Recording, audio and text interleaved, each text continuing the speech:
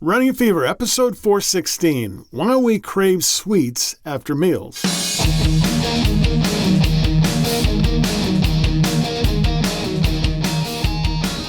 Welcome to Running a Fever. My name's Michael Davis. My goal is to live a long, healthy, happy, active life right up to the very end. If that sounds good to you, you're in the right place.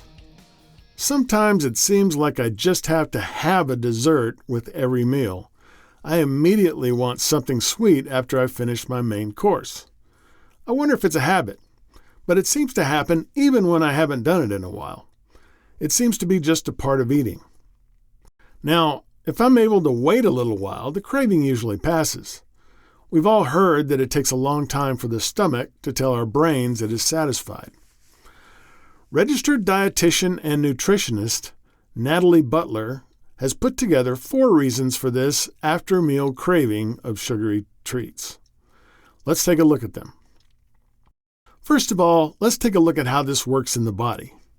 Sugar is an addictive substance because it activates the reward centers in the brain, releasing opioids and dopamine, which give us pleasure and train us to want it again and again.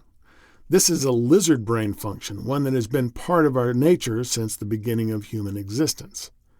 It helps us survive by making us choose sweet over bitter, which in the wild could mean safe versus dangerous. The good news is that these cravings are usually temporary.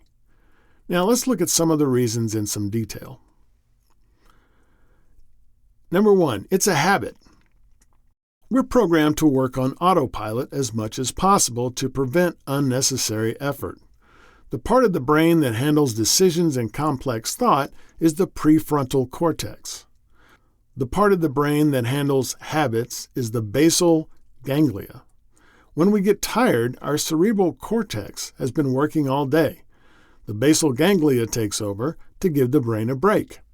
This could lead to taking advantage of those donuts people are always bringing to work, or the cake on birthday day, or all those sweets that just show up at the workplace somehow. It also may lead to stopping off to pick up a Butterfinger and a Coke on the way home. How does one break a habit? It's certainly not easy.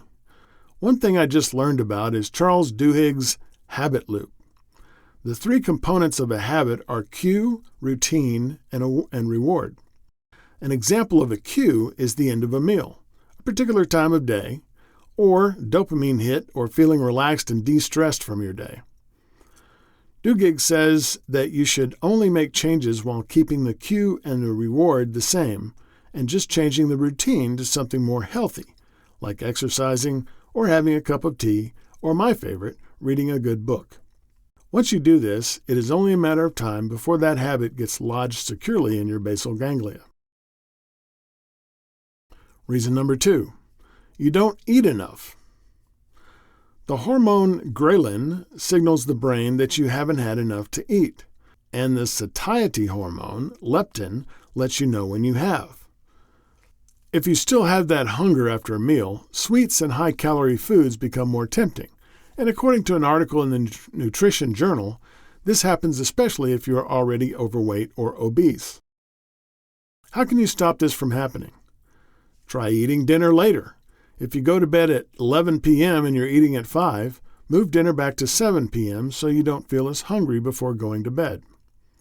Add bulk to your dinner by eating high-fiber foods like fruits, vegetables, legumes, whole grains, nuts, and seeds. Eating more protein also increases satiety. And finally, you can just add calories to your meal by eating more of the above, or using more oil in preparation of the meal. Number 3, you eat too fast. If your meals last only a few minutes, you've reduced the amount of pleasure you get from eating it. It will make you more hungry than if you'd taken 30 minutes to eat. Most of our taste actually comes from our sense of smell, and when we eat fast, we're not taking enough time to breathe in all of the aromas. This reduces the pleasure we get from a meal, which can make us seek pleasure in sweets afterwards. How to stop? Time is your friend. Pace yourself. Plan to be only half done in 10 minutes. Put your fork down after every bite. Chew each bite more times. Also, simply take a beat before digging into the sweets. Most cravings last only a few minutes, so if you can survive that, it becomes much easier to resist the urge to eat sweet food. Number 4. You're eating too many quick-absorbing carbs. Simple carbs and those with a high glycemic index digest more quickly and can quickly spike your blood sugar. This causes the release of insulin by the pancreas, causing blood sugar to crash. Simple carbs include foods with white flour, pastry, candy, juice, and soda. Blood sugar spikes and crashes can make you feel weak, shaky, nauseous, or fatigued. People with diabetes or people who are pre-diabetic are more susceptible to this. The result is you seek something to make you feel better in that moment. For example, sweet foods. How to stop? Be sure you're getting enough fiber, 25 grams per day for women and 38 grams for men. Eat complex carbs as opposed to simple carbs. Complex carbs include beans, whole grains, and vegetables. These are more slowly digested. Avoid eating an all-carb diet. Be sure to always include some fat and protein as well as carbs. Also, make sure you're not eating too much carbohydrate. A half a cup to 1 cup is usually enough. You can also substitute alternatives to regular sugar like erythritol, stevia, or fresh or frozen fruit. Lowering your intake of refined sugar helps prevent wild blood sugar swings. It is also possible that you are genetically predisposed to craving sweets. But even so, these tips can still help. If you are emotionally craving sweets, ask yourself what you are really looking for. Is it that comforting feeling of home? Is it to remember your grandparents? Is it to reward yourself for hard work or celebrate an accomplishment? Try to find other ways to get the dopamine surge, like exercise, enjoying nature, making love with your spouse, showing gratitude, or some other form of self-care. Regardless of why you crave sweets after meals, it's important to think about your health before partaking. Obesity is a serious disease, and a lack of moderation can send you there in a hurry. I hope you've gained some insight today about why those sweet cravings occur and enjoyed the tips on how to deal with them.